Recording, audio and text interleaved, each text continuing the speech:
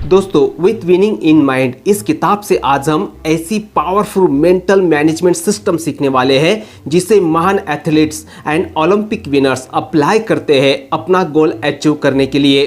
दोस्तों, क्या आपने किसी से यह बोलते हुए सुना है कि मैं इसलिए फेल हो गया क्योंकि मैं मेंटली प्रिपेयर्ड नहीं था?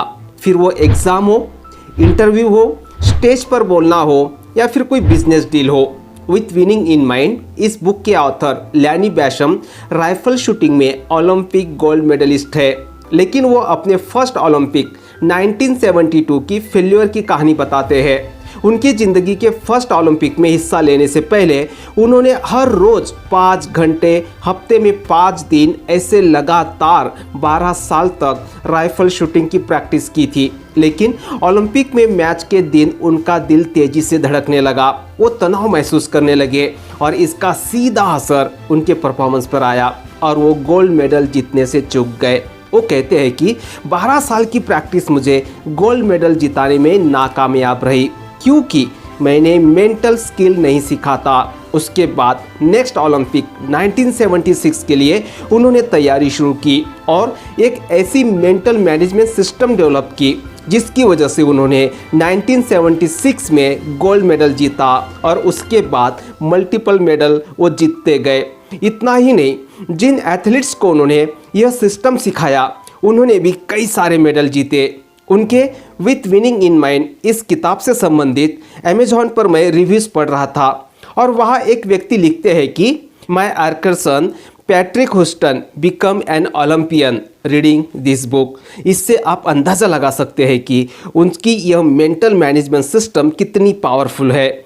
आप स्टूडेंट है, टीचर है, एथलीट्स है, पेरेंट्स है, कोच है, सेल्स पर्सन है या फिर ट्रेनर है, इस बुक में सिखाई गई मेंटल मैनेजमेंट सिस्टम सभी को बेहतरीन परफॉर्मेंस करने के गुर सिखाती है।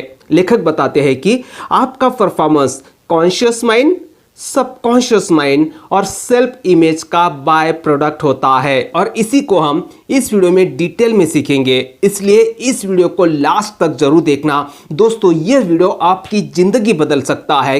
हेलो दोस्तों, मैं सेल्फ श्रीनिवास मराठे फिर से एक बार मैं आ गया हूँ आपके लिए एक बेहतरीन किताब की समरी लेकर। अगर आपको ऐसे ही माइंड, बॉडी एंड सोल से संबंधित किताबों की समरी चाहिए तो मेरे इस चैनल को आप जरूर सब्सक्राइब कीजिएगा।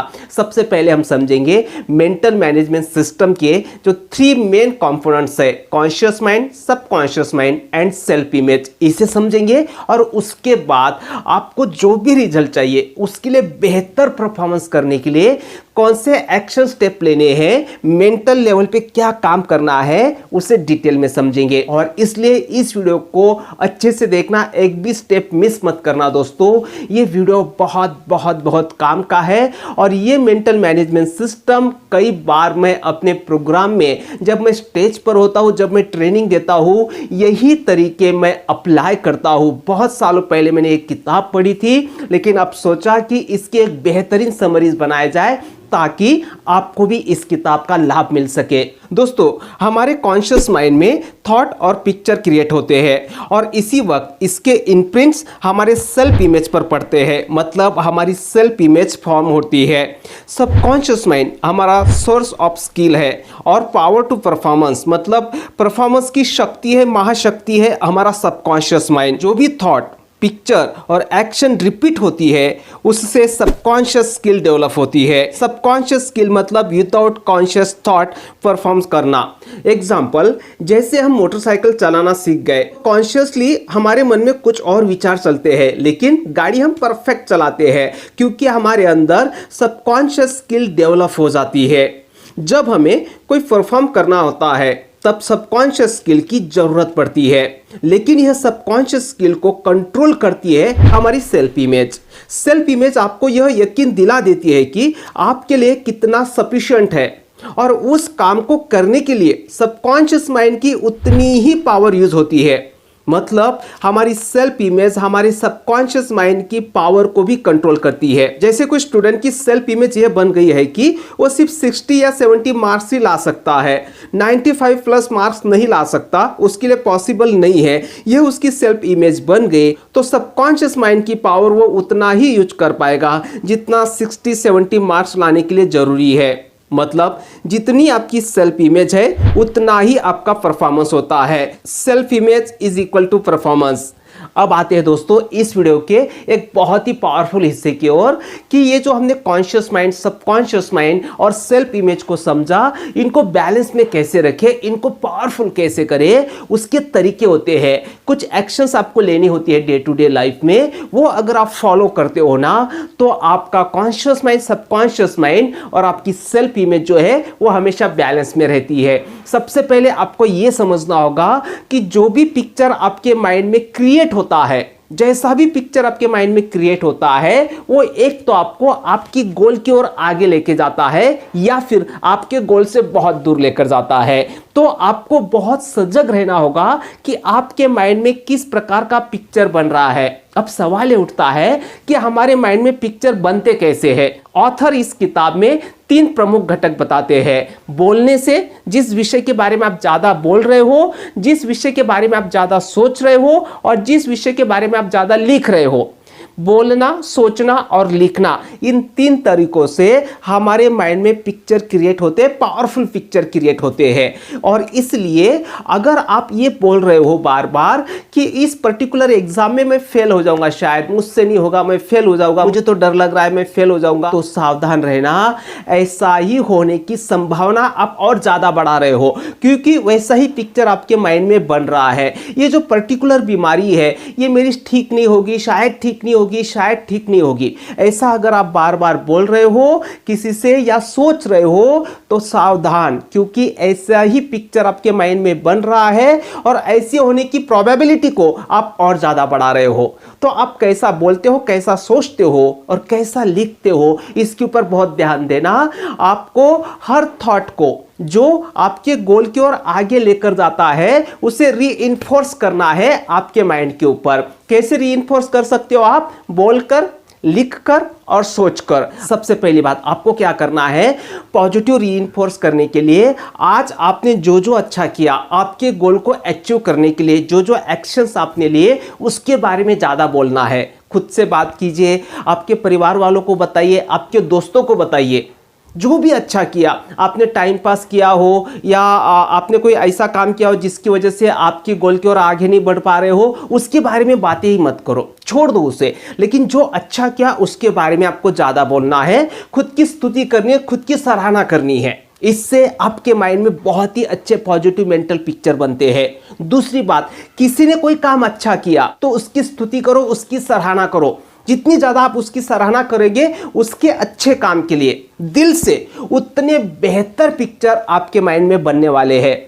देखिए दोस्तों, माइंड में पिक्चर बनाना बहुत जरूरी है। जैसे पिक्चर बनेंगे आपके माइंड में, वैसा ही परफॉर्मेंस आपसे होने वाला है, वैसी सेल्फ इमेज आपकी बनने वाली है, वैसे ही सबकॉन्शियस स्किल आपके अंदर डेवलप होने वाली है। और इसलिए वो अच्छा काम आपने किया हो या दूसरों ने किया हो, उसकी सराहना करना बहुत जरूरी है।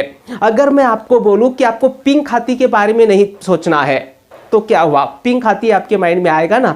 आपके माइंड में पिक्चर बनते हैं, जैसा आप बोलते हो वैसे ही पिक्चर आपके माइंड में बनते जाते हैं। तीसरी बात, आपको क्या करना है दोस्तों, हर रोज शाम को सोने से पहले आपके गोल को अचीव करने के लिए आपने क्या क्या अच्छे स्टेप्स लिए, क्या क्या काम किया, वो आपको लिखना है नोटबुक में कि आज मैंने ये अच्छे काम किए जिससे मैं मेरी गोल की ओर आगे बढ़ने वाला हूं। जितने भी आपने किए हर रोज लिखना है। ये भी एक बहुत ही पावरफुल तरीका है आपके माइंड में रीइंफोर्स करने का। उसके बाद आपको नेक्स्ट स्टेप क्या लेनी है दोस्तों, पॉजिटिव अफर्मेशन।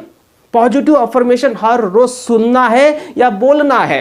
जैसे मोहम्मद अली हर रोज बोलते थे, अफर्म करते थे खुद के माइंड को, I am the winner, I am the winner, I am the winner. जब वो प्रैक्टिस करते थे तब भी हर पंच के साथ बोलते थे, I am the winner, I am the winner, I am the winner. Continuously अपने माइंड को वो प्रोग्रामिंग करते थे बोलकर। इसे कहते हैं अफर्मेशन। जितनी ज़्यादा बार आप बोलोगे उतना ज़्यादा आपका माइंड प्रोग्रामिंग होने लगेगा, वैसे पिक्चर आपके माइंड में बनने शुरू हो जाएंगे। और एक बात का ध्यान रखना, कभी भी आपके माइंड में नेगेटिव बातों को रीइंफोर्स मत करना। कौन सी नेगेटिव बातें? सबसे पहले शिकायतें। जितनी ज़्यादा आप शिकायतें करोगे उतने नेगेटिव पिक्चर आपके माइंड में बनने शुरू हो जाते हैं और वैसी सेल्फ इमेज आपकी बननी शुरू हो जाती है। तो कभी भी शिकायतें मत करो, दूसरों की बुराई मत करो। वो बुराई खुद की हो या दूसरों की हो, वो पिक्चर बनेंगे आपके माइंड में।